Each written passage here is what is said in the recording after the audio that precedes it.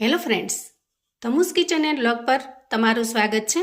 આજે આદુમાંથી એકદમ સરસ શિયાળા માટે ખૂબ જ અનુકૂળ એ સ્વાસ્થ્યવર્ધક રેસીપી બનાવીશું। ઘરમાં નાના મોટા સૌને ખૂબ જ પસંદ આવે એવી ટેસ્ટી પણ બને છે, કેમ કે આ રેસીપીને આપણે એક અલગ રીતે બનાવીશું જે ખાવામાં ખૂબ જ ટેસ્ટી અને મજેદાર લાગશે।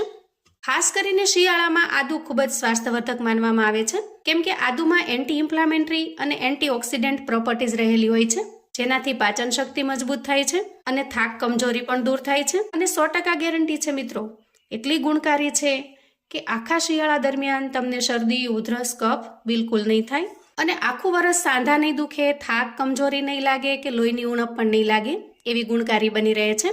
તો ચાલો બનાવવાની રીત જોઈ લઈએ। સૌથી પહેલા અહીંયા મેં 150 ગ્રામ જેટલું આદુ લીધું છે અને એને ધોઈ એકદમ સરસ ચોખ્ખું કરી અને લઈ લીધું છે। આદુને મેં થોડા સમય પહેલા અગાઉથી ધોઈને રાખેલું છે, જેથી એના ઉપરનું જે પાણી કે મોઇસ્ચર હોય એ બધું જ ઉડી ગયું છે। તો આ રીતે એકદમ સરસ ધોયા પછી કોરું થઈ જાય એવું આદુ આપણે ઉપયોગમાં લેવાનું છે, જેથી કરીને એમાં પાણીનો ભાગ બિલકુલ ના રહે। હવે આપણે આદુની જે ઉપરની છાલ છે એને દૂર કરી લઈએ। ત્યાર પછી આદુની અંદર જે કંઈ ખરાબ ભાગ હોય એને આપણે ચાકુની મદદથી દૂર કરી લઈશું અને આદુને એકદમ સરસ ચોખ્ખું કરી લઈશું અને આ રીતે એના પીસ કરી લઈએ। અહીંયા આદુને તમે ખમણી પણ શકો છો અથવા તો આ રીતે પીસ પણ કરી શકો છો, પણ ખાસ કરીને આદુ છે એકદમ સરસ ફ્રેશ લેવાનું। વાસી, જૂનું પડ્યું હોય, ચીમળાઈ ગયું હોય એવું આદુ બિલકુલ નહીં લઈએ, કેમ કે લાંબા સમયથી પડેલા આદુનો ટેસ્ટ પણ ખરાબ થઈ જાય છે, જેનાથી રેસીપી બગડી જશે। જુઓ, અહીંયા આદુને સમારી આ રીતે આપણે પીસ તૈયાર કરી લીધા છે। ત્યારબાદ ગેસ ઉપર આપણે એક પેન મૂકીશું અને પેનમાં 1 ચમચી દેશી એટલે કે શુદ્ધ ઘી લઈશું અને ઘી સારી રીતે મેલ્ટ થઈ જાય એટલે આપણે તૈયાર કરેલું આદુ એમાં ઉમેરી દઈએ અને થોડી વાર માટે ઘીની અંદર આદુને સરસ રીતે સાંતળી લઈએ। ઘીમાં સાંતળી લેવાથી આદુના જે ઔષધીય ગુણો છે એ ખૂબ વધારે ફાયદો કરે છે। જુઓ, આ રીતે અંદાજે 2 થી 3 મિનિટ સુધી આદુને સરસ રીતે સાંતળી લેવાનું, જેથી થોડું સોફ્ટ પણ થઈ જશે અને ઘીમાં સરસ રીતે શેકાઈ પણ જશે। આદુ સરસ રીતે શેકાઈ ગયું છે એ તમને એના કલર ઉપરથી ખ્યાલ આવી જશે, કેમ કે જેમ જેમ શેકાતું જશે એમ આદુનો કલર થોડો થોડો ચેન્જ થતો જશે અને એની શેકાવાની સરસ સુગંધ પણ આવશે। અને આદુ ખૂબ સરસ રીતે શેકાઈ જાય એટલે આપણે એમાં 1 કપ જેટલું દૂધ ઉમેરીશું। તો હવે દૂધ ઉમેર્યા પછી ગેસની ફ્લેમને મીડિયમ પર લઈ લઈએ। દૂધ છે અહીંયા તમારે થોડું હુંફાળું ગરમ લેવાનું છે, કેમ કે જો કાચું દૂધ નાખશો તો આદુની અંદર દૂધ ફાટી જશે, પણ આ રીતે હુંફાળા દૂધનો ઉપયોગ કરશો તો દૂધ બિલકુલ ફાટશે નહીં। થોડી વારની અંદર જ આદુ છે એ બધા જ દૂધને ઓબ્ઝર્વ કરી લેશે। જુઓ, ધીરે ધીરે દૂધનું પ્રમાણ ઓછું થઈ રહ્યું છે અને સારી રીતે મિક્સ થઈ રહ્યું છે। આજની રેસીપી આપણે મલાઈ, મિલ્ક પાવડર કે માવા વગર બનાવીશું અને છતાં પણ ખૂબ જ ટેસ્ટી અને હેલ્ધી એવી બનીને રહેશે। ઘરમાં રહેલી વસ્તુથી જ તમે ખૂબ સરસ રીતે આ રેસીપી બનાવી શકશો। મોટાભાગે શિયાળાની અંદર આપણે આદુ પાક તો બનાવતા હોઈએ, પણ આજની રેસીપી એકદમ ડિફરન્ટ અને અલગ છે। એકદમ ઓછા ઘીમાં, ઓછી સામગ્રીથી ખૂબ જ ટેસ્ટી એવી બનીને તૈયાર થશે અને દૂધ સરસ રીતે આદુની અંદર ઓબ્ઝર્વ થઈ ગયું છે, અહીંયા તમે જોઈ શકો છો।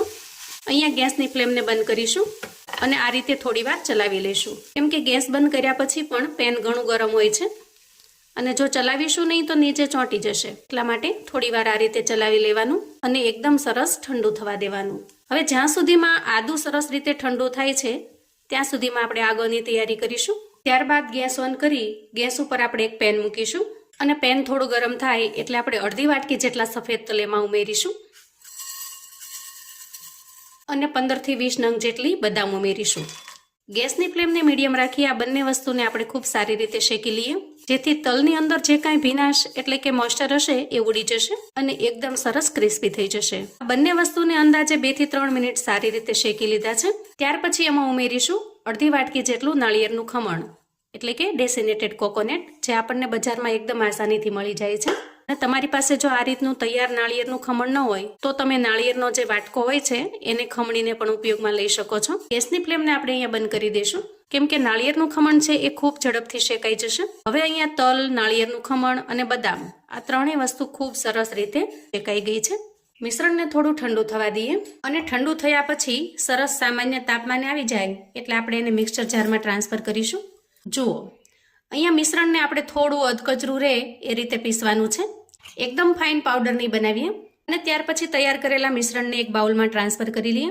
આદુ સરસ રીતે ઠંડુ થઈ જાય પછી આપણે એને મિક્સર જારમાં ટ્રાન્સફર કરીશું અને ઢાંકણ ઢાંકી એકદમ સરસ ફાઇન પેસ્ટ બનાવી લઈશું. જુઓ, આ રીતે આપણે એકદમ સરસ ફાઇન પેસ્ટ છે એવું બનાવી લેવાનું છે. એમાં બિલકુલ રેસા પણ નહીં દેખાય કે બિલકુલ ગાંઠા પણ નહીં દેખાય. ત્યાર પછી આપણે એક નોનસ્ટિક પેન લઈશું અથવા તો કોઈ જાડા તળિયાની કડાઈ લઈશું અને ગેસ ઓન કરી કડાઈને ગરમ થવા દેશું. કડાઈ થોડી ગરમ થાય એટલે આપણે એમાં 1 ચમચી જેટલું ઘી ઉમેરીશું. તો ટોટલ અત્યાર સુધીમાં આપણે 2 ચમચી જેટલું ઘી લીધું છે અને આ ઘીને આપણે સરસ રીતે મેલ્ટ કરી લઈએ. અને ઘી મેલ્ટ થઈ જાય એટલે આપણે તૈયાર કરેલી આદુની પેસ્ટને ઉમેરી દઈએ. આદુની પેસ્ટને આપણે ઘીની અંદર સારી રીતે મિક્સ કરી લઈશું. હવે જુઓ, અહીંયા આદુને ઘીની અંદર આપણે ખૂબ સરસ રીતે શેકી લીધું છે. આ સમયે આપણે એના અંદર 1 વાટકી જેટલો ગોળ ઉમેરવાનો છે. અહીંયા જો તમારે એક્ઝેક્ટ માપ પ્રમાણે ઉમેરવું હોય તો આદુને ક્રશ કર્યા પછી એની જે પેસ્ટ બને છે એ જેટલી થાય એટલો તમારે ગોળ ઉમેરવાનો છે. તો એને તમે કોઈ કટોરી કે વાટકીના માપથી સેટ કરી શકો છો. અહીંયા તમે ગોળની જગ્યાએ ખાંડ પણ ઉમેરી શકો છો. પણ શિયાળાની અંદર ગોળ ખાવાથી એનર્જી રહે છે, ગરમી રહે છે અને વળી સ્વાસ્થ્ય માટે ગોળ પણ ખૂબ જ હેલ્ધી છે. આ રીતે ખૂબ સરસ રીતે આપણે આદુની અંદર ગોળને મિક્સ કરી દીધો છે. અહીંયા ગોળ એકદમ સરસ રીતે આદુના પલ્પની અંદર મિક્સ થઈ ગયો છે. કિનારી ઉપર આ રીતે ધીરે ધીરે પરપોટા થવા લાગ્યા છે. આ રીતે ગોળ તૈયાર થઈ જાય એટલે આપણે તૈયાર કરેલું મિશ્રણ ઉમેરી દઈએ અને ખૂબ સરસ રીતે મિક્સ કરી લઈએ. તો ખૂબ જ ઝડપથી ઘરમાં રહેલી વસ્તુથી ખૂબ જ હેલ્ધી એવી રેસીપી બનીને તૈયાર થશે અને એક વખત બનાવશો તો આખા શિયાળા સુધી એન્જોય કરી શકશો, કેમ કે 2 થી 3 મહિના સુધી આને કશું જ નહીં થાય. હવે જુઓ, અહીંયા બધું જ સારી રીતે મિક્સ કર્યા પછી મિશ્રણ છે એ તળિયું છોડી દે છે. એના અંદરથી ઘી પણ સારી રીતે રિલીઝ થઈ ગયું છે. પરફેક્ટ તૈયાર થયું છે કે નહીં એ જાણવા માટેની બીજી રીત એ પણ છે.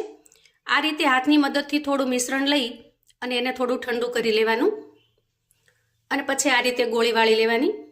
જુઓ, આ રીતે એકદમ સરસ જો ગોળી વળી જાય તો સમજવાનું કે એકદમ પરફેક્ટ આપણી રેસીપી તૈયાર છે. ગેસની ફ્લેમને આપણે અહીંયા બંધ કરીશું. મિશ્રણને થોડું ઠંડુ થવા દઈશું.